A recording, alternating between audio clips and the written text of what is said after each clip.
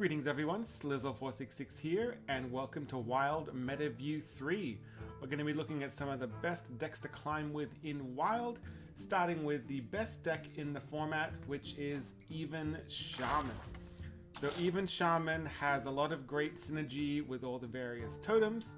You basically want to keep Totemic Might, Totemic Surge, Anchored Totem, Carved Chisel in your mulligan.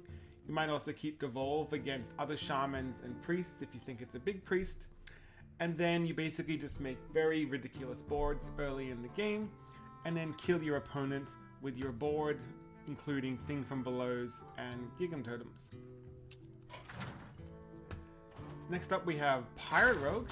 So Pirate Rogue, mulligan for this one, keep Buccaneer, Southsea Deckhand, Cabin Shiny Finder, Parachute Brigand, and Ship's Cannon. You might also want to consider keeping Swordfish in your mulligan, but basically you get a board turn 1, turn 2, turn 3 you start smacking them with a giant Swordfish, you slowly kill them, stall out with Loatheb. I prefer Loatheb over Mr. Smite, and then you kill your opponent pretty quickly. Then we have Even Warlock. So Even Warlock is an aggressive deck. It's aggressive because you're pulling out these giants very early in the game. Mulligan for this one, keep Ooze against rogues, keep Defile against aggro. Otherwise you would want to keep Antheron, Goldshine Knoll, and Mountain Giant. Looking at Shudderwock Shaman, I prefer the 30 card builds. And I also prefer the non-Reno builds just for consistency. This build is running a lot of Murlocs, so you can see here that we've got Sir Finley, Toxfin, Firemancer Flurgle, we've got Ice Fishing to draw Murlocs, we've got Clownfish, Scargill, Golok Ravager to draw Murlocs, and Mutinous the Devourer. You can get some pretty sick combos combining the Clownfish with the Golok Ravager to get a lot of Murlocs out going very early in the game.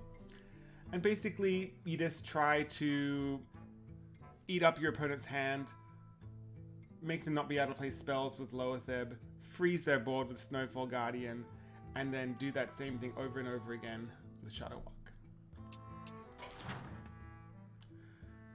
And the last list here for Tier 1 I want to mention is Reno Priest.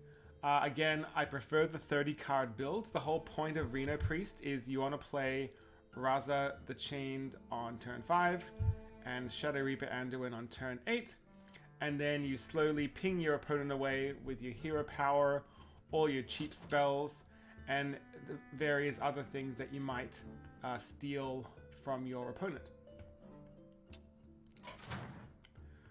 Looking at Tier 2. So we start off with Secret Mage. Now Secret Mage I just knocked out of Tier 1 barely because I tested it and it really didn't feel that amazing. Yes, it can high roll really hard when you throw out the Contract Conjurers, the Kebar Crystal Runners for 0 mana. And you do have a lot of annoying secrets, specifically Objection is pretty frustrating for your opponent to play around. But once your opponent's played around your secrets and cleared your board, there's not really much you can do. Yes, Cloud Prince does some extra face damage. There's a Loatheb in here to stall. But otherwise, it's a good deck, but I would put it at the top of Tier 2. Then we have Giant's Lock, 40 card build. So this is basically, it's Giant's Lock that you may have seen in the past. So it's all about, again, getting these Giants out or the Goldshine Knolls out early. So you've got the Flesh Giants and the Molten Giants here. You've also got the incredible combo of Sea Devil Stinger combined with Gigafin. A lot of the time you can eat your opponent's board and then also throw out 1 or 2 Molten Giants, which is great. As for the mulligan, I like to keep Kobold Librarian, Tour Guide, Defile against aggro. I might keep a Drain Soul if I know my opponent is going to play a Ship's Cannon potentially. I like to keep the Sea Devil Stinger only if the Gigafin's also in my hand. And you want to keep the Flesh Giants and the Goldshine Knolls. Edwin Rogue is also quite strong. So Edwin Rogue, basically the deck has a lot going on. So as you can see here, there's a lot of cheap cards, a lot of coins, a lot of ways to play extra cheap things. And the reason for that is you want to be able to play out a very large stealth ghost with your Sinstone graveyard. Now in this specific list, we're not running the original Edwin, but we are running the new Edwin Defias Kingpin. So this is a nice mid-game play to get a very big minion draw through your deck. You've also got scabs in here to help you with your combo cards to make them cheaper.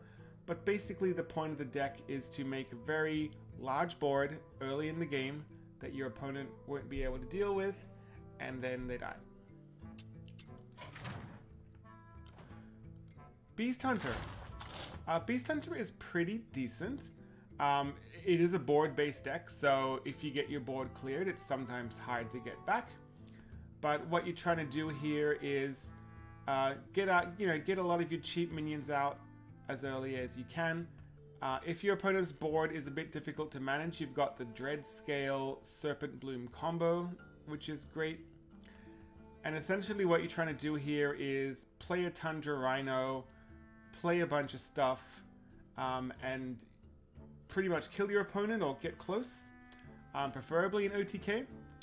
You've also got the Beaststalker Tavish here just to give you a bit of extra survival. And you've got the Hope of Kel'Thalas here, 6 mana 4/2 weapon. After your hero attacks, give your minions +1/+1 wherever they are, which is quite nice to give you a late game push. Moving on to tier 3. At the top of tier 3, I've got Pillager Rogue. Again, I just barely bumped it out of tier 2. The reason it's a good deck is it can kill your opponent out of nowhere. It is weak though to disruption, so if your opponent plays Dirty Rats, Theatars, Mutinous, and they eat your Scabs or your Pillages, there's really no way to win. So if you lose your combo pieces, you can't win. But if you don't lose your combo pieces and you have the APM to pull it off, you can play a lot of cards all at once. The Scabs makes things really cheap. You bounce things around with Shadow Step, and then you do a ton of damage with the Spectral Pillager, with that damage doubled if you have a Spirit of the Shark on the board. Then we have Big Priest. So Big Priest, this is a pretty standard list that you might see. The minions they typically run are just 2 Blood of Gahoons and Neptune the Tidehunter. Basically illuminate to try and get lucky, get that Shadow Essence costing 3 mana, get it out as quick as possible. The Gift of Luminance is nice to play on the Neptulons. Obviously bringing things back with things like Eternal Servitude. But yeah, it gets stomped on pretty quick against aggro because you've got, you basically do nothing for the first 3 or 4 turns of the game. But once you pull off that early combo, most decks cannot deal with it. We have Reno. So Reno, this specific build, it's kind of the Giants build, but in Reno form. So you'll see a lot of similarities with the 40-card Giants list that we saw earlier. So there's not too much to say about it. It's basically just a singleton version. It's got the great cards like Zephyrus, Reno Jackson, which is great. This list isn't running Kazakis. A lot of Reno lists are cutting Kazakis these days because it's, because of power creep, the spells aren't that great. But otherwise, Reno, if you still like to play it, it's still good. But it has changed a lot. Instead of running all the demons like it used to, it runs more of a Giants package.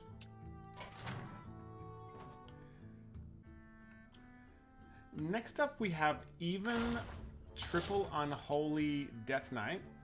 Now, as you can see, I haven't tried this list myself, but it is a Death Knight deck that is working quite well in Wild. So it takes advantage of a lot of the unholy cards that are generating corpses, giving you a board that is difficult for your opponent to deal with. And then with that board in place, you can buff that board with Grave Strength to essentially get a Bloodlust in a way. The Lord Marigar also lets you get a great board in the late game. So if you want to play some Death Knight, this would be your best bet to have some success. It's also an even build, so your hero power costs 1, which is actually really nice because a lot of these cards, a lot of the 2-drops, for example, Bone Digger Geist, you need to have a corpse. Well, your only choice on turn 1 is the hero power, so it's nice to have a 2-mana 3/4. Next we have Aggro Paladin. So Aggro Paladin is based around Call to Arms. So Call to Arms, you want to get your cheap stuff out. Some lists like to run, I forget the name of the card, it's a 2-mana one, that basically reorders your deck from highest to lowest. This list doesn't do that, so you need to hopefully get that Call to Arms going pretty early. But you've also got Blessing of Authorities for some extra push. You've got the Guardian's Grace, which should be pretty cheap because you are spending a fair amount of money on holy spells, specifically the Blessing of Authority, but you've got some other ones as well, like Blessing of Wisdom, for example, Redemption. But otherwise, you get a really good board, you know, turn 4 or turn 5, and you win, or you don't. Discard Warlock. This is the last deck here for tier 3. So discard Warlock, yes, the Tome of Tampering got banned. However, the deck's still not terrible, so you can still do the crazy moves with the Cataclysms and lots of Soul Barrages, Fist of Jaraxxuses, like that. You got Soulfires to hit your opponent in the face. So it still does the discard thing like it used to, but it just doesn't have that insane high roll off the Tome of Tampering. Now the remainder of these decks are all tier 4, and instead of having them in order of power, I just have them in order of class. And we begin with Even Unholy Double Blood Death Knight. Now this is a cute little list. Again, it's an even list, so you're always just hero power on 1, and then you've got some good synergy on turn 2 because you've already got 1 corpse, so Bone Digger Geist is always a great one to play. But basically you get a bigger than usual board that you normally would because of the synergies in the list. You've also got, you know, for example, with the Infuse here, you can get a 2-mana 4/5 with Taunt, which is pretty great. But it's basically, you just get a strong board out. If your opponent can't deal with it, you just slowly smack them down. Unfortunately, if you lose that board, it's kind of hard to come back, which is why it's tier 4. But it's a different way to play around with Death Knight. APM Druid, this is a really fun list. So it's all about getting Gadget and Auctioneer out early. So you either play it or you try and get it off Barnes. Just be careful because you could get King Togwaggle off Barnes, which isn't particularly helpful.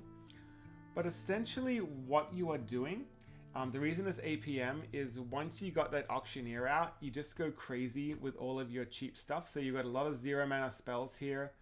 And basically what you're trying to do is mill out your opponent pretty quickly. So you'll see you got the double Due Process, you've got the double Naturalize. And so you can also try and get extras out of your deck with Moonlit Guidance. So you can basically kill them with fatigue damage. If that doesn't work, an alternative is to draw through, you know, make them draw through most of their deck, or you might draw through most of your deck, and then you play your King Togwaggle to swap decks. Because they probably have 10 cards in their hand, they won't get the Ransom spell to swap back, so you've drawn through most of your deck, you give them an empty deck, and you play around with the rest of their deck. We've also got Jade Druid. It's called Jade Druid because there's a single Jade Idol in here.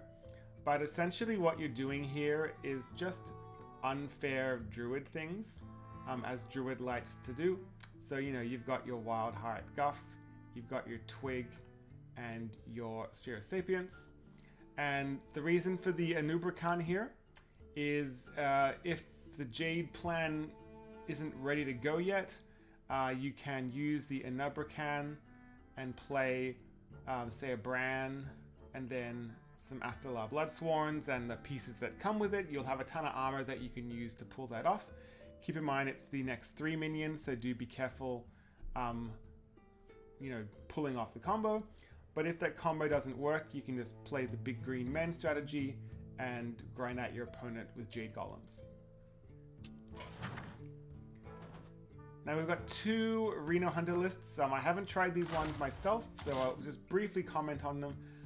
This is a 40 card version, and as you scroll through this, you can see that it's a bit of a mid-range list, so you've got a lot of early game here. The most expensive card is Dino Tamer Bran.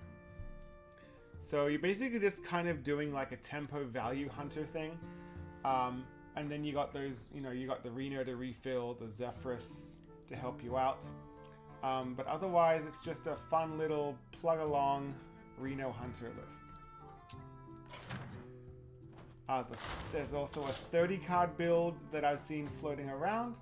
And again, you can see that it's very similar to the previous list. It probably has more consistency because it's 30 cards and not 40, so you have a higher chance to get to your Reno, your Zephyrus, things like that. But it's got a similar sort of play to the 40 card, so maybe try one or the other and see how they feel for you if you're in the mood for some Reno Hunter. I've got Holy Wrath Paladin. So Holy Wrath Paladin, there it is, Order in the Court, that was the name of the card earlier. So Order in the Court is one way to reorder your deck. You've also got Lordkeeper Paul Kelt to reorder your deck, but essentially what you're trying to do is to reorder your deck so that you can play a Holy Wrath and guarantee that you get one of these big minions to smack your opponent in the face with. If that doesn't work, you can maybe grind them out with Cariol, remove their board with Anachronos, but it is really dependent on the Holy Wrath to win, so it's a little bit difficult to win otherwise. I got Combo Priest. The Combo Priest is always one of my favorites. I've hit Legend with it before. This is a minion-based version. So you can see here we've got the Clerics, we've got Crab Riders, Crooked Cook, Nerubar Weblord, Ashen Elemental, which is a great tech against mages with Ice Block, Pelagos, which you can see I don't own. I should probably craft it. Blade Master Samaru, and Najak Hexen. So basically you just hope one of those minions stick, and if it does stick, you can just go to town with your, you can buff up the health, for example, with Shudderwock Devourer. You might also just steal one of your opponent's minions and buff it up, using things like, Divine Spirit and Bless. It's not the easiest deck to play, but it's really, really fun, and you'd be surprised how big a minion you can get out of nowhere and kill your opponent.